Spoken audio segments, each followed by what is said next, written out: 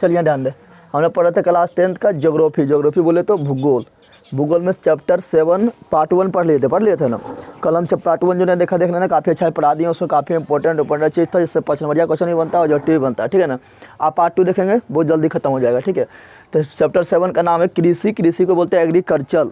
और देखेंगे पार्ट 2, क्या देखेंगे पार्ट 2। और तुम लोग को अभी सोशल साइंस का सबका अलग अलग प्लेलिस्ट बना दिए हैं, ठीक है ना।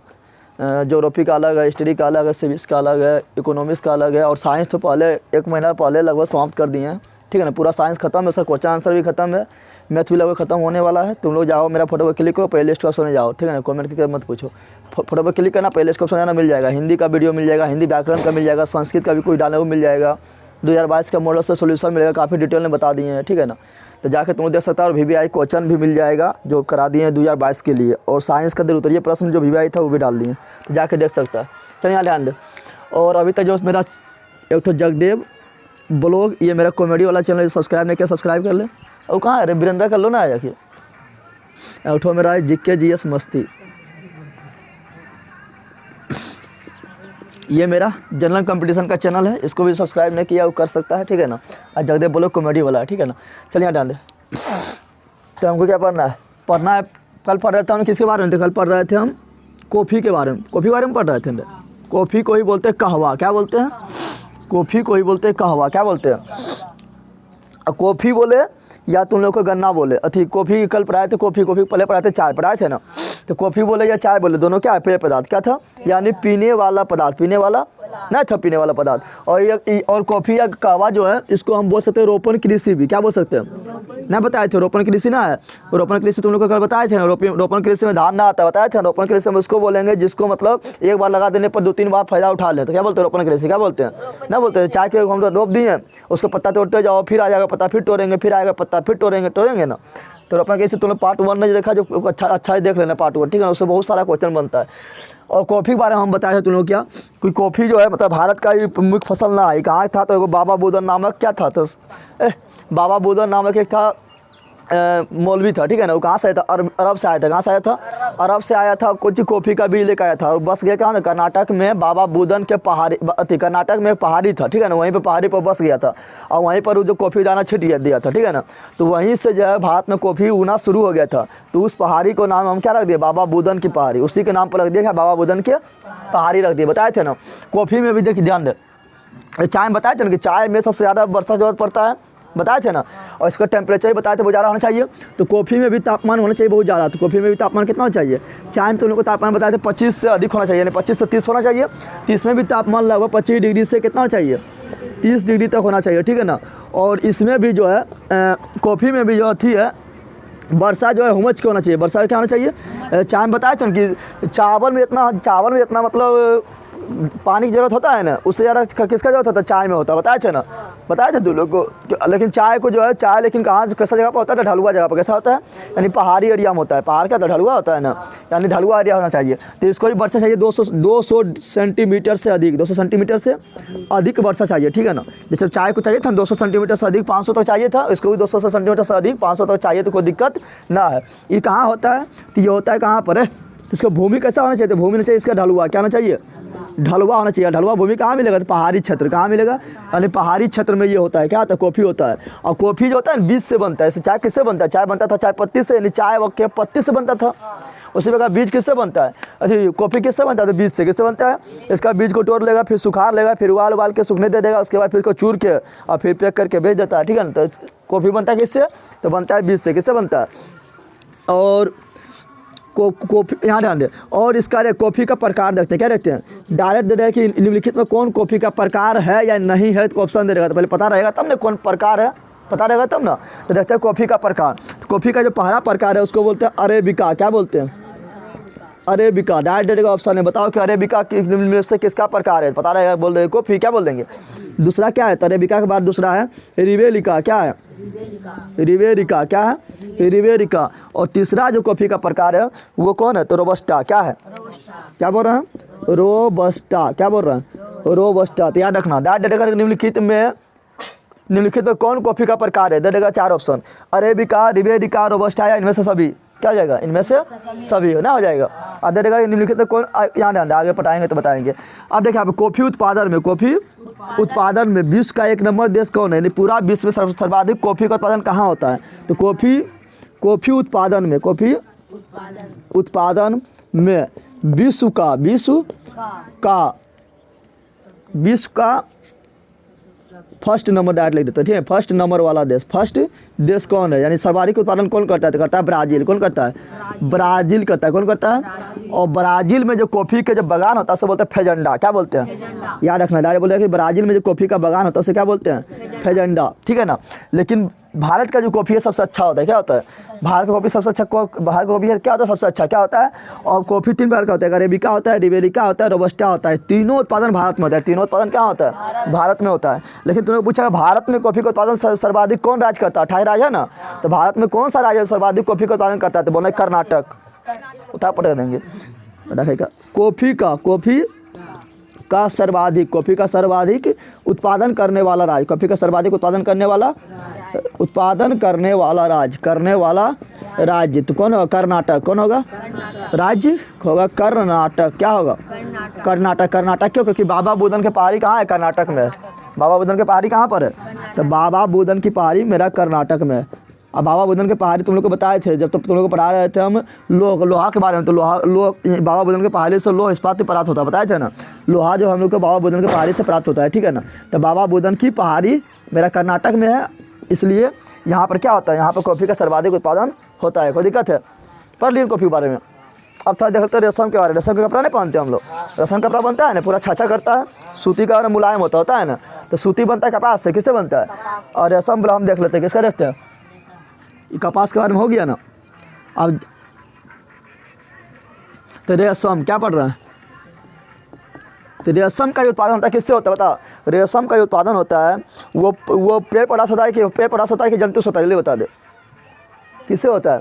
तो रेशम का उत्पादन होता है जंतु, किससे होता है, यानी रेशम के कीड़ा से होता है। किससे होता है, रेशम के कीड़ा। तो इसका उत्पादन किससे होता है, तो रेशम का जो उत्पादन होता है वो होता है रेशम के कीड़ा से। रेशम के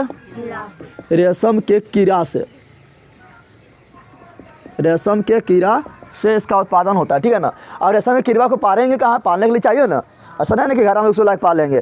तो रेशम का कीड़ा पलाता किस पर जानता है, तो शहतूत के पेड़ पर। किससे पलाता है, रेशम का कीड़ा किससे पलाएगा, तो शहतूत के पेड़। शहतूत तुम लोग जानता है, शहतूत यानी तुतिया नहीं जानते तुम लोग, तो तुतिया के पेड़ पर पलाता है। कहाँ पलाता है, और तुम लोग बोले तुतिया के पेड़ पर, शहतूत के पेड़ पर ही क्यों पलाता है, क्योंकि वो खाता है शहतूत का पत्ती। क्या खाता है, यानी उसी का भोजन, उसका भोजन क्या है, तो शहतूत के जो पत्तियाँ होता है ना, वही उसका भोजन है।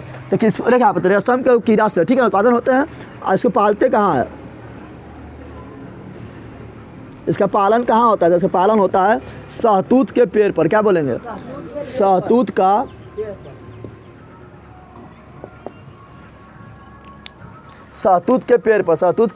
पेड़ पर, ठीक है ना। और हम देख लेते हैं कि यहाँ देखें रेशम के पालन क्या होता है, शहतूत के पेड़ पर क्या होता है। और रेशम जब शहतूत जो रेशम का कीड़ा होता है जब वो बड़ा हो जाता है तो उसका मुंह से लाल निकलता है। क्या लाल क्या निकलता है, उसको बोलते हैं कोकून। क्या बोलते हैं, कोकून बोलते हैं। वही कोकून को लाला को लेकर उसको क्या करते हैं, पानी में अथी करते, पानी में खौलाते हैं, फिर उससे क्या करते हैं, रेशम के रस्सी प्राप्त करते हैं। क्या प्राप्त करते हैं, रेशम का रस्सा प्राप्त करते हैं। फिर उससे बनाते हैं क्या, रेशम वस्तु जो बना देते हैं। समझ तो लोग आया, समझ, यानी उसका जो मुँह से थूका निकलता है, लारा जो निकलता है, उसी से बनता है रेशम का कपड़ा। क्या बनता है, ठीक है ना। यानी यहाँ लिखेंगे रेशम प्राप्त होता है किससे, तो कोकून से प्राप्त होता है। किससे प्राप्त होता है, कोकून बोलते हैं किसको होता है, उसे बोलते हैं कीड़ा के जो लार होता है ना, यानी थूक जो उसका होता है उसी से, ठीक है ना। कोई दिक्कत है। और रहता है रेशम का प्रकार। क्या देखते हैं, रेशम का प्रकार। रेशम पढ़े थे ना, यहाँ पर कॉफ़ी का प्रकार पढ़े थे ना, उसका रेशम का प्रकार। तो सबसे अच्छा जो रेशम है वो होता है मरबरी रेशम, या मारबरी बोलते हैं। क्या बोलते हैं, तो मरबरी रेशम क्या होता है, मरबरी रेशम जो होता है सबसे अच्छा होता है। और फिर होता है ईरी। क्या होता है, ईरी रेशम। क्या होता है, फिर होता है तसर। क्या होता है, तसर। तो बोलेगा मरबरी, ईरी, तसर किसका प्रकार है, बोलना रेशम का। बोलेगा मरबरी, ईरी, तसर किसका प्रकार है, रेशम का। बोलेगा अरेबिका, रिबेरिका, रोबस्टा किसका प्रकार है, कॉफ़ी का। उसी प्रकार मरबरी, ईरी, तसर किसका प्रकार है, रेशम का। कोई दिक्कत है, हाँ। और रेशम के बारे में देख लिया ना। रेशम के अध्ययन को क्या कहते हैं, रेशम के अध्ययन।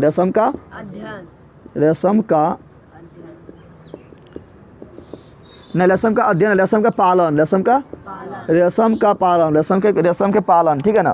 तो रेशम के पालन को कहते हैं सेरीकल्चर। क्या बोलते हैं? सेरीकल्चर। क्या बोलते हैं? डायरेक्ट क्वेश्चन पूछा हुआ है, सेरीकल्चर। चलो यहाँ लिख देते हैं, सेरीकल्चर। तो डायरेक्ट पूछेगा रेशम का अध्ययन, रेशम के पालन क्या कहलाता है? सेरीकल्चर। क्या कहलाता है? सेरीकल्चर कहलाता है। क्या कहलाता है? तो पढ़ लिए रेशम के बारे में, किसने पढ़ लिए? रेशम के बारे में पढ़ लिए ना। अब थोड़ा देखते हैं किसके बारे में। तो अब देखते हैं हम रेशेदार फसल। क्या देखेंगे? रेशेदार। रेशेदार मतलब समझ रहे तुम लोग? रेशेदार मतलब वैसा फसल जिससे रेशा प्राप्त होता है, रस्सी प्राप्त होता हो। अरे वही ना, तो रेशेदार फसल, रेशेदार। तो रेशेदार फसल में हम लोग को दो के बारे में पढ़ना है। कितना बारे में पढ़ना? कौन कौन पढ़ना? जल्दी बता दे। कौन फसल है जिससे हमको रस्सी प्राप्त होता है? जल्दी बता दे, जल्दी बता। कौन सा फसल है जिससे हमको रस्सी प्राप्त होता है? तो बता ना बता। कुदरूम से। कुदरूम उसको नहीं बोले, उसको बोलते हैं जूट। क्या बोलते हैं? जूट। क्या बोलते हैं? या उसी को बोलते हैं पटसन। क्या बोलते हैं? पटसन, ठीक है ना। क्या बोलते हैं? अरे हम लोग तो अपना बोलचाल की भाषा में बोलते हैं कुदरूम बोलते हैं ना, बोलते हैं जिससे तुम लोग झापा बनाता है, तो उसको बोलते हैं क्या? बोलचाल की भाषा, जो बोलचाल की भाषा बोलते हैं कुदरूम, लेकिन उसको है क्या? जूट या पटसन बोलते हैं। क्या बोलते हैं? और दूसरा क्या होता है? दूसरा होता है कपास। क्या होता है? कपास के पेड़ पौधा होता है ना। तो ये दोनों क्या है? ये दोनों रेशेदार फसल है। क्या लिख देगा? निम्नलिखित में कौन रेशेदार फसल है? दे देगा जूट और कपास, या ए और बी दोनों। तो क्या आ जाएगा? ए और बी दोनों हो जाएगा ना, हो जाएगा। तो जूट या पटसन। अब यहाँ तो देखते हैं जूट के बारे में। तो भारत जो है ना, जूट का सर्वाधिक, जूट उत्पादन में भारत 1 नंबर है। क्या है? 1 नंबर है, ठीक है ना। और भारत में सर्वाधिक जूट उत्पादन कहाँ होता है? तो भारत में सर्वाधिक जूट उत्पादन होता है वो कहाँ पर होता है? चल यहाँ से लिख रहा है, ठीक है ना। जूट के बारे में, किस बारे में लिख रहे हैं? जूट या पटसन, जूट या पटसन, जूट या पटसन। जूट या पटसन को हम क्या बोलते हैं पता है? जिसको बोलते हैं गोल्डन फाइबर। क्या बोलते हैं? डायरेक्ट लोगों को क्वेश्चन आएगा, बता निम्नलिखित में किसे गोल्डन फाइबर कहा जाता है? गोल्डन मतलब सुनहरा, गोल्डन मतलब सुनहरा मतलब सोना के रंग, तो गोल्डन मतलब सुनहरा, फाइबर मतलब रेशा, फाइबर मतलब। तो निम्नलिखित में किसे सुनहरा रेशा या गोल्डन फाइबर कहा जाता है? तो बोलना क्या? जूट या पटसन। इसी का 2 नाम है, जूट या पटसन को। समझ आ गया? किसे क्या कहा जाता है? तो इसे गोल्डन फाइबर। क्या बोल रहा है? गोल्डन फाइबर, गोल्डन यानी सुनहरा रेशा। क्या बोल रहे हैं? सुनहरा रेशा कहा जाता है। क्या कहा जाता है? सुनहरा रेशा कहा जाता है। सुनहरा रेशा कहा जाता है, कुछ सुनहरा रेशा कहा जाता है। इसमें सर्वाधिक उत्पादन करने वाला राज्य, सर्वाधिक किसका? सर्वाधिक तो जूट या पटसन का सर्वाधिक उत्पादन। क्या बोल रहा है? सर्वाधिक उत्पादन करने वाला राज्य, करने वाला राज्य। तो सर्वाधिक उत्पादन करने वाला जो राज्य है वो है पश्चिम बंगाल। क्या है? यानी पश्चिम बंगाल जो है सबसे ज़्यादा जूट का उत्पादन करता है, जूट का उत्पादन। और याद रखना, चाय तुम लोग को जब पढ़ा रहे थे तो चाय के उत्पादन में क्या बताए थे कि चाय सबसे ज़्यादा कहाँ होता है? सब में। कहाँ होता है? और पश्चिम बंगाल के जो दार्जिलिंग की चाय है बहुत फेमस है ना। और दक्षिण भारत में कहाँ चाय होता है? तो नीलगिरी के पहाड़ी में होता है, बताए थे ना। लेकिन पूछेगा बिहार में चाय का उत्पादन कहाँ होता है? तो चाय के लिए बहुत ज़्यादा वर्षा चाहिए, तो बिहार में ज़्यादा वर्षा कहाँ होता है? तो होता है किशनगंज जिला में। कहाँ होता है? जो पश्चिम बंगाल से सटल है, पश्चिम बंगाल से क्या है? और ऊपरा में नेपाल से सटल है, ठीक है ना।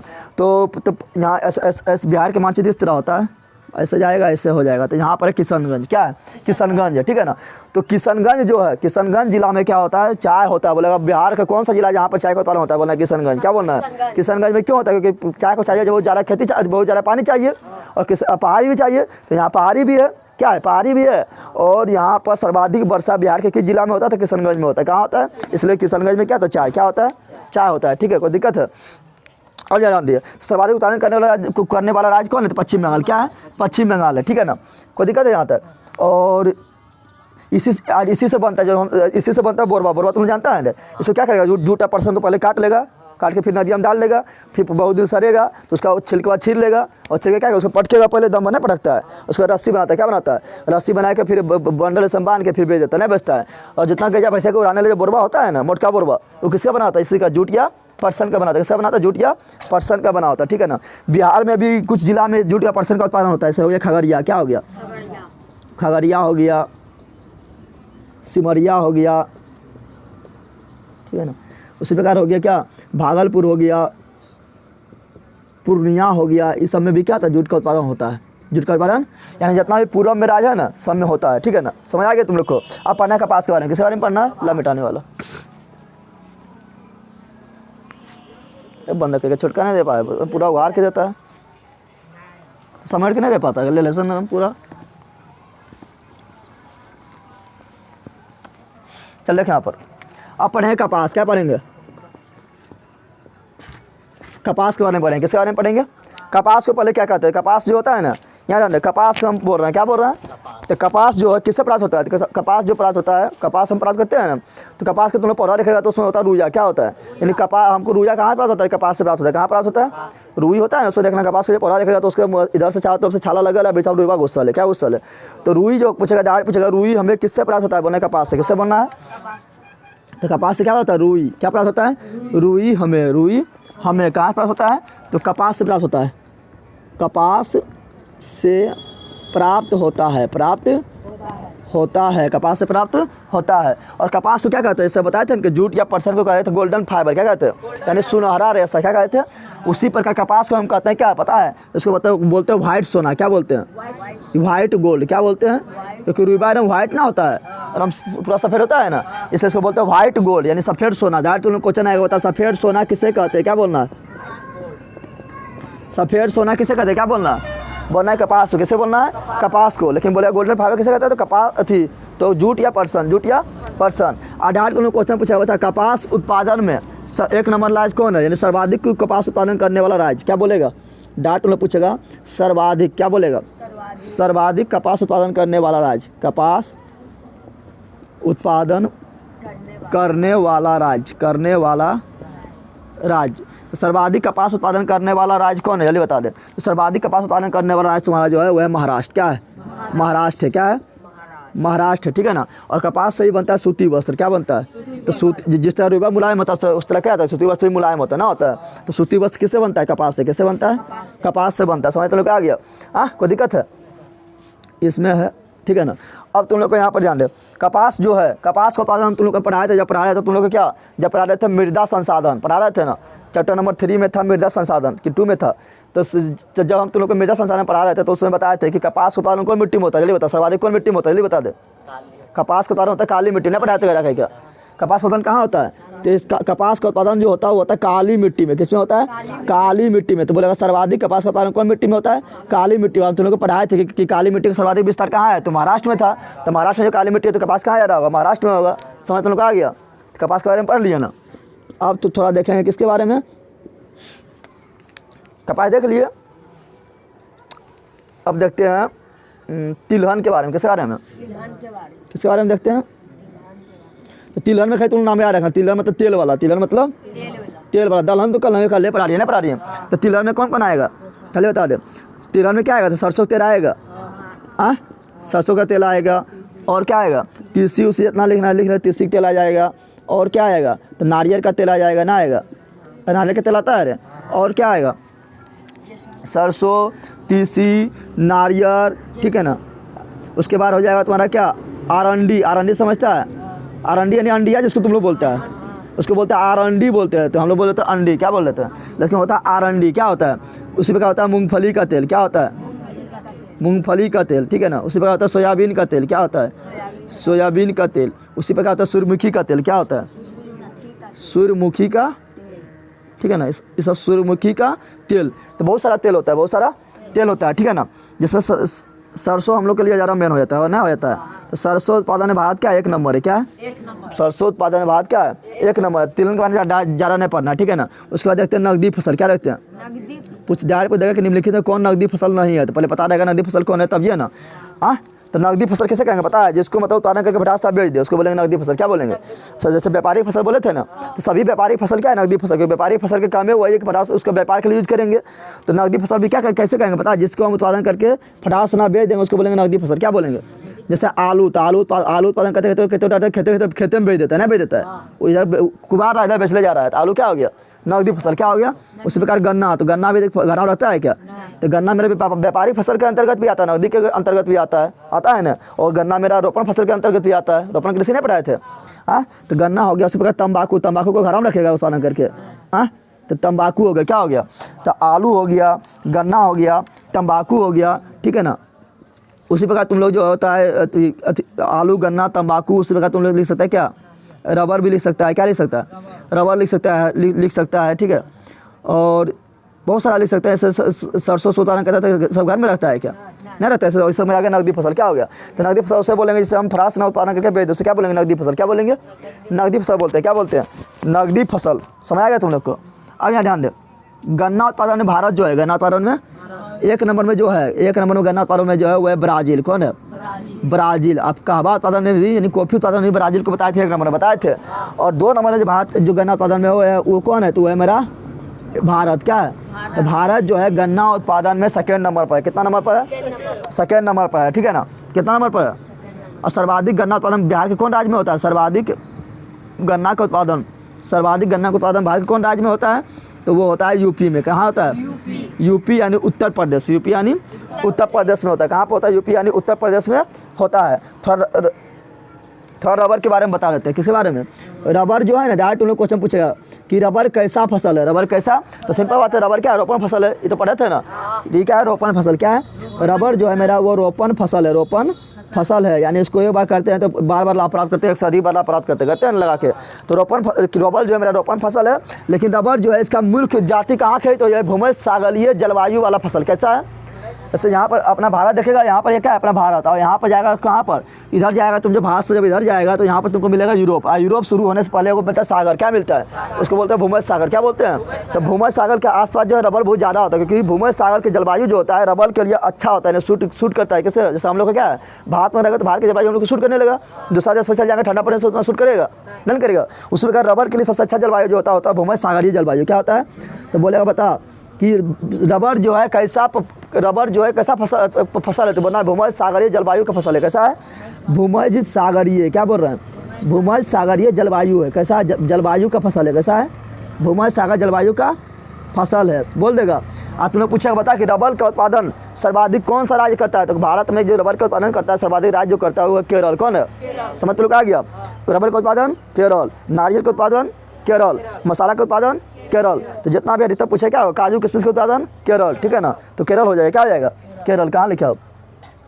इसका रबर में लिख, यहाँ रबर मार देना, ठीक है ना। और रबर में यहाँ लिख देना क्या? रबर में लिख देना केरल। क्या लिख देना? समझ जाएगा ना केरल मतलब। यानी सर्वाधिक रबर का उत्पादन कहाँ पर होता है? तो केरल में होता है। कोई दिक्कत है? जल्दी 5 मिनट छप। यहाँ कहाँ क्या लिखे हम? देख थोड़ा यहाँ ध्यान। यहाँ सरसों लिखे है ना। सरसों क्या है? सरसों हमको तेल प्राप्त होता है। तो सरसों हटा के डाट लेते तिलहन के, तिलहन में सब आ जाएगा ना जाएगा। सरसों तिलहन के अंतर्गत ना आएगा। जिससे तेल प्राप्त होता है सब आ जाएगा इसके अंतर्गत। और जितना भी तेल प्राप्त करने वाला घर में थोड़ा रहता है उसको बेचने के लिए हम उगाते हैं ना, तो जाएगा नकदी फसल। क्या जाएगा? और तिलहन में वो सरसों याद रखना। क्या रखना? और सरसों जो उत्पादन में भारत क्या है? 1 नंबर। क्या है? यानी पूरा विश्व में सरसों उत्पादन में भारत क्या है? 1 नंबर है। ठीक है ना। और यहाँ रेशम उत्पादन में क्या बताए थे? मरबली, ईरी, तसरा। रेशम का एक प्रकार और है, उसको भी लिख देते हैं, तुम लोग कन्फ्यूज है ना। एक प्रकार और है मूंगा। क्या है? मूंगा जो है रेशम का एक और प्रकार है। क्या? एक प्रकार और है। ठीक है ना। और इसमें फल भी लिख सकते हैं नकदी फसल में। क्या लिख सकते हैं? फल। ऐसे फल उत्पादन करता है तो घर में रखने के लिए क्या करता है? फल को तो फ्रास में बेचना होता है, तो घर में रखेगा सड़िए जाएगा ना, ऐसा सड़ेगा। तो फल भी नकदी फसल में लिख सकता है। चलिए यहाँ ध्यान दें। अब यहाँ ध्यान दें। भारत जो है अधिकांश सब्जी उत्पादन में, क्या बोल रहा है? सब्जी एवं फल उत्पादन में, सब्जी एवं फल उत्पादन में अधिकांश में बोल रहा है, सब में नहीं। ठीक है ना। अधिकांश सब्जी एवं फल उत्पादन में क्या है? फर्स्ट नंबर पर। क्या है? पूरा वर्ल्ड में क्या है? फर्स्ट नंबर पर। ठीक है ना। अब यार तुम लोग ध्यान दे। अब देखेंगे मसाला। क्या देखेंगे? मसाला। क्या देखेंगे? तो मसाला उत्पादन है। मसाला उत्पादन में, तो मसाला उत्पादन में भारत जो है अधिकांश मसाला उत्पादन में क्या है? 1 नंबर में है। क्या है? मसाला उत्पादन में क्या है? फर्स्ट नंबर पर। कितना नंबर पर? ठीक है ना। लेकिन मसाला का उत्पादन सर्वाधिक कहाँ होता है? भारत को जो है ना, भारत को जो है मसालों का घर कहा जाता है। क्या कहा जाता है? पूछेगा निम्नलिखित है को किस देश को मसालों का घर कहा जाता है? क्या बोलना है? भारत को क्या कहते हैं? और मसाला का उत्पादन भारत में भी कहाँ सबसे ज़्यादा होता है? केरल में। कहाँ होता है? केरल में होता है। कहाँ पर होता है? तुमने बताया था ना। केरल पूछेगा तो क्या बोला? रबर उत्पादन में केरल, नारियल उत्पादन में केरल, ठीक है ना, काजू किशमिश उत्पादन में केरल, ठीक है ना, मसाला के उत्पादन में केरल। ठीक है। तो केरल जो है कि केरल में सर्वाधिक मसाला का उत्पादन होता है। केरल में सर्वाधिक मसाला का उत्पादन। और दूसरा नंबर आता है कर्नाटक। क्या आता है? केरल से सट्टा है कर्नाटक। तो केरल में सर्वाधिक मसाला का उत्पादन होता है। मसाला का उत्पादन होता है। मसाला का उत्पादन क्या है? अब मसाला हम लोग क्या क्या पढ़ते हैं? तो मसाला हम लोग पढ़ते क्या? जल्दी बता दें। मसाला हम लोग क्या क्या पढ़ते हैं? तो लिख दे जो पढ़ता है। मसाला क्या पढ़ते हैं? लौंग, जीरा, मिर्च, मिर्च में वो होता है काली मिर्च, क्या होता है? काली मिर्च ज़्यादा फेमस है, ठीक है ना, काली मिर्च। हल्दी, लहसुन, गरम मसाला उठा पड़े ना फट जाएगा ज़्यादा करके। गरम मसाला में बहुत मसाला मिलता है तो ना गरम मसाला बनता है। गरम मसाला यार अथिया में होता है, पौधे में होता है। गदा का लौंग, जीरा, मिर्च, काली मिर्च, हल्दी, ठीक है ना, अदरक हो गया। उसको बोलते हैं क्या? उसको बोलते हैं पतैया। क्या बोलते हैं? अरे पतैया ना होता है, तेज पत्ता नहीं बोलते हैं, गधे वगैरह क्या बोलते हैं? तेज पत्ता हो गया। और उसका एक होता है केसर। क्या होता है? केसर तुम लोग को बहुत महंगा मिलता है। केसर जो होता है देखा है, रथी सन रहेगा, लंबा लंबा रहेगा, लाल ऐसा रहेगा, केसर बहुत महंगा मिलता है, ठीक है ना। इस सब मेरा क्या हो गया? इस सब मेरा मिर्च हो गया। क्या हो गया? मिर्च हो गया, ठीक है ना। इसमें से लौंग सर्वाधिक उत्पादन कहाँ होता है? केरल में। कहाँ पर होता है? केरल में। जीरा भी कहाँ होता है? केरल में। कहाँ होता है? ठीक है ना। और काली मिर्च कहाँ होता है सर्वाधिक? तो केरल में। कहाँ पर होता है? हल्दी लेकिन होता है तमिलनाडु में, याद रखना। हल्दी कहाँ होता है? तमिलनाडु में। सर्वाधिक हल्दी का उत्पादन होता है तमिलनाडु में। कहाँ पर होता है? और अदरक भी कहाँ होता है? केरल। कहाँ होता है? केरल। तेजपत्ता भी कहाँ होता है? केरल। कहाँ होता है? लेकिन केसर का सर्वाधिक उत्पादन कहाँ होता है? जम्मू कश्मीर। कहाँ होता है? जम्मू कश्मीर। ऐसे सेब का सर्वाधिक उत्पादन कहाँ होता है? जल्दी बता दे। सेब का होता है हिमाचल प्रदेश, ठीक है ना। तो केसर का सर्वाधिक उत्पादन कहाँ होता है? जम्मू कश्मीर। क्या होता है? हाँ, अरे मिर्च तो काली मिर्च आ गया, केरल चल जाएगा। कहाँ चल जाएगा? देखिए हम काली मिर्च के बारे में बोल रहे हैं। किसके बारे में बोल रहे हैं? काली मिर्च। समझ गया? तो मसाला तुम समझ गया ना। तो सर्वाधिक मसाला उत्पादन कहाँ हो रहा है? केरल में नहीं हो रहा है यार, इसलिए सर्वाधिक बोलते केरल की मसाला उत्पादन कहाँ होता है? बोलना है केरल। क्या बोलना है? केरल बोलना है। कोई दिक्कत है? अब तुम लोग को इसके पढ़ लिए हैं, या हम पढ़ लिए अथी बारे में। अब हमको पढ़ना है क्या? देखा कृषि के अंतर्गत जो है ना, कृषि के अंतर्गत ना समझना खाली खेती ही होता है। कृषि के अंतर्गत बहुत सारा चीज़ होता है, ठीक है ना। कृषि के अंतर्गत खेती भी आता है। क्या आता है? कृषि के अंतर्गत खेती तो ये करता है, और खेती के अलावा क्या आता है? तो पशुपालन भी आता है। अरे तुम्हें पशुपालन ना होता है, धाना अभी लगा रहे तो कृषि हो गया, उसको काटेगा तो गायों खिला देगा, पशुपालन भी ना हो गया। और चाहेगा तो खेता में कहीं पर तो मछली पालन भी कर सकता है, तो मछली पालन भी आता है कृषि के अंतर्गत। किसमें आता है? कृषि के अंतर्गत भी आता है मछली पालन। और चाहेगा खेत में तो मतलब थोड़ा थोड़ा मतलब पेड़ पौधा लगा के, मतलब पौधा लगा जैसे होता है ना, लिफ्ट वाला पौधा होता है ना, या जो मतलब ज़्यादा दाम में हो गया, साग हो गया, सागवान हो गया, लगा के बेच सकता है ना। यानी हम खेत में जो वानिकी काम भी कर सकते हैं, वानिकी काम यानी वन वाला काम भी कर सकते हैं। तो 4 से आता है कृषि के अंतर्गत। क्या कितना से आता है? जाट लोग को ऑप्शन में दे रहा है कि निम्नलिखित में कृषि के अंतर्गत कौन कौन आता है, ठीक है। या दे देगा कौन कौन आता है, तो तुम लोग मारेगा खाली खेती मार देगा, गलत हो जाएगा। खेती भी आता है, पशुपालन भी आ जाता है, मछली पालन भी आता है, वानिकी भी आता है। समझ तुम लोग आया? हाँ, अब यहाँ ध्यान दे। अब लोग पढ़ेंगे क्या, मतलब पढ़ेंगे कि यहाँ कृषि भारत जो है, मतलब भारत जो है, भारत में दुनिया का सबसे ज़्यादा पशु कहाँ है? तो भारत में है। कहाँ पर है? भारत में दुनिया का सबसे अधिक पशु। क्या बोल रहा है? भारत में दुनिया का सबसे अधिक पशु है। क्या है? यानी सबसे ज़्यादा जानवर कहाँ पर है? तो भारत में। कहाँ पर है? अधिक पशु है। अधिक पशु कहाँ पर है? तो भारत में। कहाँ पर है? भारत में दुनिया का सबसे अधिक पशु है। बाघ भी भारत में जा रहा है। बताया चले कि भारत में इतना बाघ है कि पूरा दुनिया को मिला देते तब उतना बाघ ना पूरा पाता है, ठीक है ना। अब तुम लोग को यहाँ ध्यान देते, जब दुनिया से सबसे ज़्यादा पशु है तो गाय भैंस कहाँ जा रहा था? भारत में। कहाँ पर है? इसलिए भारत दुग्ध उत्पादन में, अरे जहाँ जा रहे पशु रहेगा वहाँ जा रहा दूध होगा। तो दुग्ध उत्पादन में भारत विश्व में 1 नंबर है। क्या है? भारत विश्व में 1 नंबर पर है। कितना नंबर पर है? ठीक है ना। यानी सर्वाधिक दूध का उत्पादन कहाँ होता है? भारत में। लेकिन जनसंख्या इतना है कि दूध महंगे हो जाता है ना, होता है। और ज़्यादा तो उत्पादन कर रहे हो, ठीक बात है, लेकिन तो आदमी तो बहुत ज़्यादा है ना। आदमी सब देश से तो 5 गुना 10 गुना तुम लोग बैठा रहते, कहाँ पता चलेगा? अब मान लो कि यहाँ पे 2 आदमी है, इसको देनी 10 रोटी, कितना देनी है? और यहाँ पे 20 आदमी है, इसको देनी 20 रोटी, तो ज़्यादा रोटी कौन हुआ? यही हुआ। लेकिन आदमी कितना है उमच के? 20 का आदमी है, तो भूखने रह जाएगा। और यहाँ पे 2 आदमी है लेकिन 10 रोटी मिल रहा है, तो कम में यहाँ इससे तुलना में रोटियाँ कम है, लेकिन अनमिया कम है तो भर पेट खाएगा। अब भारत का वही हाल हो जाता है, ज़्यादा उत्पादन भी हुआ लेकिन अनमिया उससे और ज़्यादा है, तो भूखले रहता है, समझ रहता है भूखले। समझ तुम लोग आया? अब यहाँ ध्यान दे। अब हम लोग पढ़ेंगे, जिससे क्वेश्चन डायरेक्ट पूछता है, पूछेगा तुम लोग को 3 नंबर में अगर उत्तरीय प्रश्न में आएगा, दिन उत्तरीय प्रश्न पढ़ेंगे। हरित क्रांति क्या पढ़ेंगे? हरित क्रांति डायरेक्ट क्वेश्चन से आता है। किसी क्या बोल रहा है? हरित क्रांति क्या है? तो हरित क्रांति पहले क्या था पता है? भारत में जनसंख्या बहुत ज़्यादा बढ़ रहा था और जनसंख्या को चलाने के लिए जनसंख्या को चलाने के लिए उसको चाहिए क्या? खाद्यान्न फसल चाहिए। अरे खाने के लिए उसको फसल चाहिए ना। लेकिन भारत में उतना ज़्यादा फसल का उत्पादन ना हो रहा था, भारत में उतना ज़्यादा गेहूँ और चावल का उत्पादन ना हो रहा था, ठीक है ना। तो तब कृषि में कुछ परिवर्तन करना था। क्या था? यानी वैज्ञानिक तरीका से खेती करना था, तब नहीं बढ़ेगा पैदावार बढ़ेगा। लेकिन भारत जो है पुरानी परंपरा के अनुसार खेती कर रहा है, सिर्फ छीट छाट देता था, खोल खान के मसाला कुछ नहीं डालता था। तो पहले बहुत कम उत्पादन होता था। पहले क्या होता था? अब वह देसी बीज का प्रयोग करता था। देसी बीज में देता है बीज में इतने रहेगा, कम में उत्पादन होगा ना। लेकिन हरित क्रांति में क्या क्या था? 1900 देखें यहाँ पर 1967-68 में 1967 बोलेगा हरित क्रांति क्या है? तो बोलना 1967-68 ईस्वी में भारत में कृषि उत्पादन बढ़ाने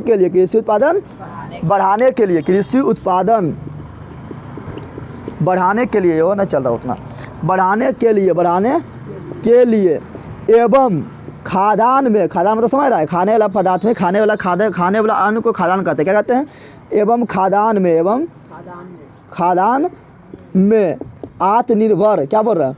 आत्मनिर्भर यानी किसी पर डिपेंड ना हो, भारत इतना अपने उत्पादन कर ले कि अपना यहाँ पर खाना सबको उपलब्ध हो सके। तो 1967-68 ईस्वी में भारत में कृषि उत्पादन बढ़ाने के लिए एवं खाद्यान्न में आत्मनिर्भर बनने के लिए कुछ परिवर्तन क्या था? खेती करने का तरीका कुछ बदला था। क्या था? बदला था, ठीक है ना। तो एवं खाद्यान्न में आत्मनिर्भर बनने के लिए जो प्रक्रिया अपनाया उसे क्या कहते हैं? हरित क्रांति। क्या कहते हैं? क्योंकि उस अपनाने का जो प्रक्रिया अपनाया उसे हरित क्रांति कहा जाता है। उसे हरित क्रांति कहा जाता है। और जब हरित क्रांति अपनाया ना तो चावल में तो उतना वृद्धि ना हुआ था, चावल के उत्पादन में उतना ज़्यादा वृद्धि ना हुआ था। लेकिन गेहूँ का उत्पादन जहाँ 1 kg होता था, जितना जमीन पर मान लो 1 kg गेहूँ का उत्पादन होता था, उतने जमीनों पर अब 10 kg उत्पादन होने लगा, ठीक है ना। तो अभी भारत इतना ज़्यादा उत्पादन करता है गेहूं का कि मतलब गेहूं उत्पादन अगर मान लो कि लगभग 10-15 साल नहीं होगा तब पर भारत के पास उतना गेहूं अभी स्टोर रखा हुआ है, ठीक है ना।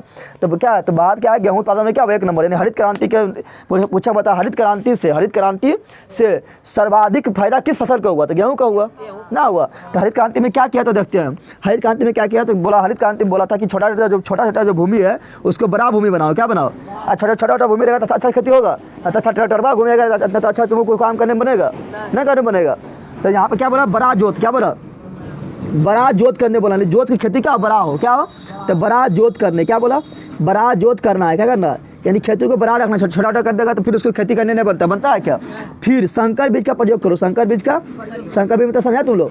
देसी बीज हटाओ। देसी बीज में ज़्यादा बड़ा ना होता रहता है ना। ये होता है तुम लोग बताते हैं वो सरसों होता है, देसी वाला इतनी होता है और डंकल सरसों होता है इतना बड़ा होता है ना। उसमें देसी कद्दू होता है इतनी होगा, वो लंबा होगा ना होगा।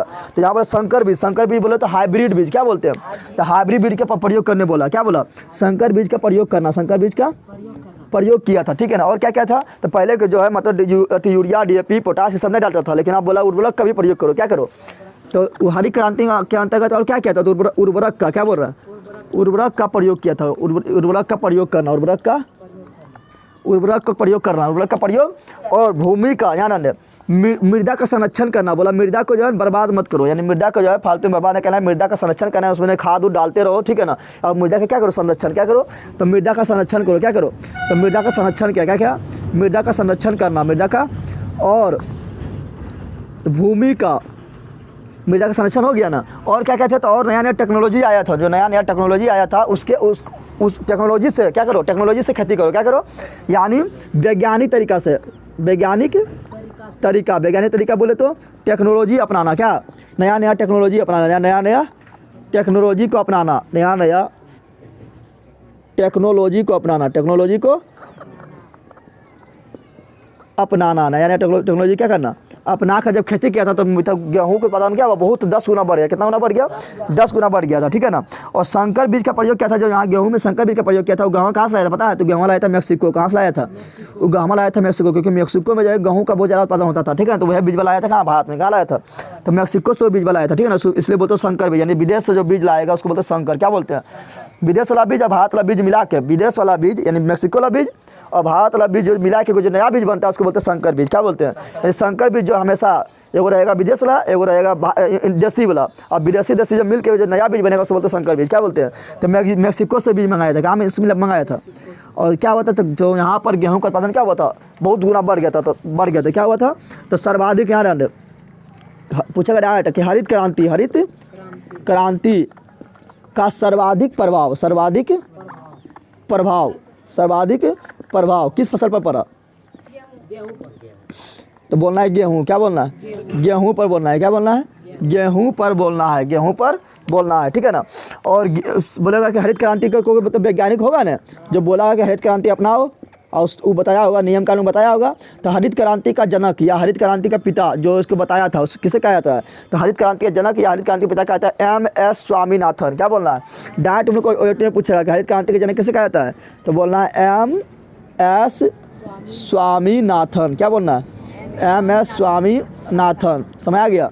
तो बोलेगा हरित क्रांति क्या है, तो लिख देना है, ठीक है ना। ये लिख देना है। पूछेगा हरित क्रांति के अंतर्गत क्या क्या अपनाया गया, तो सब लिख देना है, ठीक है ना। पूछेगा हरित क्रांति के जनक क्या है, तो बोलना MS स्वामीनाथन। तो पहले भी देखें, पहले कुछ हम ला रहे थे, पहले कुछ पूरा इंडिया में थोड़े उसको प्रयोग कर देंगे, पहले कुछ क्षेत्र में प्रयोग करेंगे। अगर रिजल्ट अच्छा रहा तो फिर जहाँ मतलब खेती रहती अच्छा जमीन है वहाँ पर पूरा जगह अप्लाई कर देंगे। तो देखें, तो पहला जो है फर्स्ट चरण जो हरित क्रांति का फर्स्ट चरण जो हुआ था 1967 और 68 में, 1967 और 68 में। और कहाँ का हुआ फर्स्ट चरण? क्या बोल रहा है? अरे जैसे वोट भी होता है तो कितना चरण में होता है ना। तो फर्स्ट चरण जो हुआ था वो हुआ था 1967-68 में हरित क्रांति। क्या हुआ था? 1967-68 में हरित क्रांति हुआ था। और ये कहाँ हुआ था पता है? तो हुआ था पंजाब। कहाँ हुआ था? पंजाब में हुआ था, और हरियाणा में हुआ था। कहाँ हुआ था? बस यह दोनों राज्य में हुआ था, और थोड़ा थोड़ा हुआ था पश्चिमी यूपी में हुआ था। पूरा यूपी में नहीं, पश्चिमी यूपी में हुआ था। लेकिन जब देखा रिजल्ट अच्छा है तो हरित क्रांति एक बार और अपनाया था, सेकंड उसको बोलते हैं। क्या बोलते हैं? उसको बोलते हैं सेकंड चरण। क्या बोलते हैं? तो सेकंड चरण आया था और कब? 1983-84 में, 1983-84 में। तो बोलेगा बता हरित क्रांति का पहला चरण कब आया था? 1967-68 में। और द्वितीय चरण कब आया था? तो 1983 और 84 में आया था, ठीक है ना। और जब 1983-84 में जब आया था द्वितीय चरण आया था, सब बिहार, पूरा यूपी, ठीक है ना, छत्तीसगढ़, मध्य प्रदेश, सब लोग क्या होने लगा, खेती होने लगा। समझ आ गया तो लोग को? तो हम पहले हरित क्रांति क्या पढ़ लिए? हरित क्रांति पढ़ लिए ना। अब हम लोग पढ़ेंगे क्या? तो अब पढ़ेंगे दूध क्रांति। क्या पढ़ेंगे? यानी भारत में पहले दूध का उत्पादन उतना ज़्यादा नहीं होता था, लेकिन दूध उत्पादन भी क्रांति हुआ। क्या हुआ? दूध क्रांति। क्या बोलेंगे? दूध क्रांति नहीं बोलेंगे, इसको बोलेंगे श्वेत क्रांति। क्या बोलेंगे? कि दूधा श्वेत नहीं होता है, तो इसको बोलेंगे श्वेत क्रांति। क्या बोलेंगे? श्वेत क्रांति। क्या बोलेंगे? बोलेंगे श्वेत क्रांति। तो श्वेत क्रांति बोले डायरेक्ट लोग पहले सबसे पहला क्वेश्चन तुम लोग को यही पूछेगा कि श्वेत क्रांति किससे संबंधित है, तो बोले ना है दुग्ध उत्पादन से। क्या बोलना है? ऐसा तुमने पूछा हरित क्रांति किससे संबंधित है? फसल उत्पादन से। अब फसल नहीं दे तो मानना है गेहूँ मानना है। अरे फसल नहीं लिख देगा गेहूँ, धान अथी लिख देगा, तो क्या बोलना है? मानना है मैंने क्या गेहूँ। क्या मानना है? तो पूछेगा श्वेत क्रांति किससे संबंधित है? तो संबंधित है दूध उत्पादन से। किससे संबंधित है? तो दूध उत्पादन से। भारत में पहले ज़्यादा दूध उत्पादन ना होता था, लेकिन श्वेत क्रांति जब अपनाया था तो दूध उत्पादन क्या हुआ? बढ़ गया। क्या हुआ? बढ़ गया, ठीक है ना, दूध उत्पादन से। अब पूछेगा बता ऑपरेशन फ्लड, इसी में क्वेश्चन पूछता है ऑपरेशन फ्लड किससे संबंधित है? तो ऑपरेशन फ्लड भी दूध उत्पादन से संबंधित। किससे संबंधित है? तो बोलेगा इसी के अंतर्गत, यानी श्वेत क्रांति के अंतर्गत हम अपनाए थे ऑपरेशन चलाए थे, जिसका नाम रखे थे ऑपरेशन फ्लड। क्या नाम रखे थे? डायरेक्ट लोग पूछेगा ऑपरेशन फ्लड किससे संबंधित है? दूध उत्पादन से। इसमें 3 चरण आया था। कितना चरण आया था? फर्स्ट चरण, सेकेंड चरण और थर्ड चरण। कब आया था? थर्ड चरण आया था। इसमें 2 चरण आया था ना, इसमें 3 चरण आया था। फर्स्ट चरण जो आया था वो आया था 1970 ईस्वी में। कब आया था? और सेकंड चरण जो आया था वो आया था 1981 में। कब आया था? और थर्ड चरण जो आया था वो आया था 1985 ईस्वी में। कब आया था? समझ लो आया था। इसमें 3 चरण आया। कितना चरण आया? 3 चरण आया था, यानी 3 बार क्रांति हुआ था, 3 बार श्वेत क्रांति हुआ था, ठीक है ना। अच्छा, दूध क्रांति का जो यहाँ बताया था नेतवा यहाँ पर था ना, कौन था? MS स्वामीनाथन था, जो जिसको जनक बोलते हैं। उसी का बोलेगा श्वेत क्रांति के जनक किसे कहते थे? क्या बोलेगा? श्वेत क्रांति का जनक किसे कहते थे? बोलना है वर्गीज कुरियन। क्या बोलना है? वर्गीज कुरियन। क्या बोलना है? वर्गीज कुरियन क्या है, तो श्वेत क्रांति के जनक वर्गीज कुरियन को कहते हैं, वर्गीज कुरियन को कहते हैं। और इसी के अंतर्गत क्या हुआ था, जितना भी तुम लोग को है सुधा दुधा तो बिहार का है ना, अमूल हो गया ना, हो गया डेयरी आनंद मिल्क हो गया, सब क्या हुआ इसी के अंतर्गत अपनाया गया ना। तो इसी के अंतर्गत क्या हुआ, इसी के अंतर्गत क्या है, अमूल उमूल जो है सब,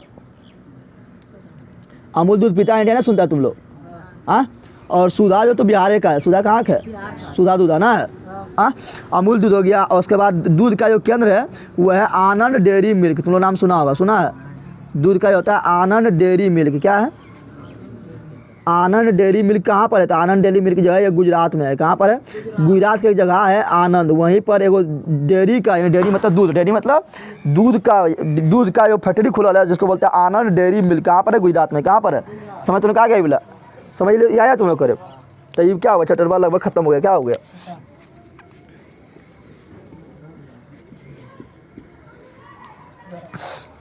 आप पूछेगा देख यहाँ पर, आप पूछेगा तुम लोग को पता, पूछेगा भूमंडलीकरण का, भूमंडलीकरण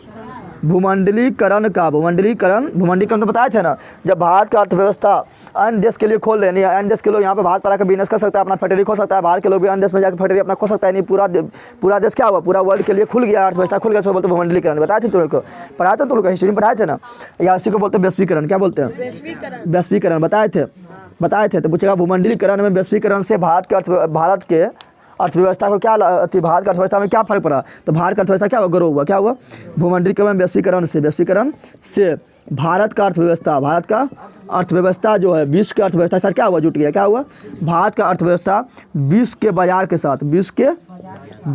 साथ क्या हुआ, जुड़ गया ना, जुड़ा, तो विश्व के बाजार के साथ जुड़ गया, क्या हुआ, जुड़ गया, ठीक है ना। तो चलिए चैप्टर क्या हुआ खल्लास। और तुम लोग अभी तक सब्सक्राइब नहीं किया, सब्सक्राइब कर ले, और अब इधर उधर शेयर भी कर, अपना दोस्त के अगर बगल से शेयर कर, ठीक है ना, लाइक कर, सब्सक्राइब कर लो, ठीक है। चल चैप्टर हुआ खल्लास।